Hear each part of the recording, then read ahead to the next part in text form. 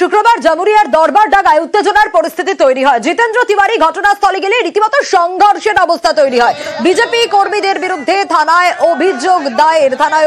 Pump হাউসের কর্মীদের আর বালিঘাটের সংঘর্ষে বিজেপি কর্মীদের বিরুদ্ধে অভিযোগ। আরো ডিটেইল এ বিষয়ে জানবো দীপকের কাছ থেকে। দীপক, দেখো, একেবারে শুক্রবারে বালিঘাটে পাম্প হাউসের সামনে যে বিজেপি কর্মীদের সঙ্গে স্থানীয় ব্যক্তিদের সংঘর্ষের ঘটনা ঘটেছিল, সেই ঘটনায় কি এবার বিজেপি কর্মীদের বিরুদ্ধে জামুরিয়া থানায় অভিযোগ দায়ের করা হলো।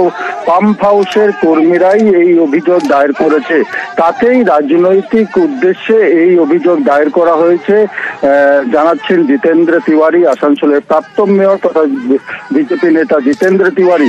অভিযোগে কি উল্লেখ করা আছে? অভিযোগে উল্লেখ করা আছে কি প্রাক্তন মেয়র তথা বিজেপি নেতা জিতেন্দ্র তিওয়ারির উপস্থিতিতে তার দলের কর্মীরা পাম্প হাউসের কর্মীদের মারধর করে।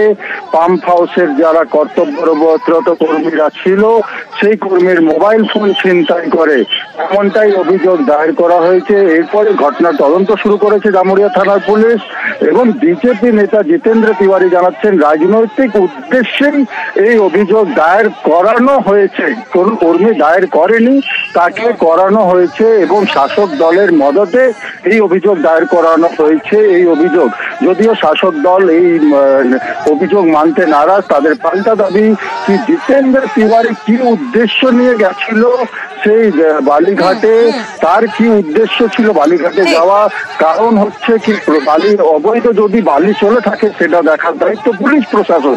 পুলিশ প্রশাসনকে না জানিয়ে তিনকে কি উদ্দেশ্যে তা আগে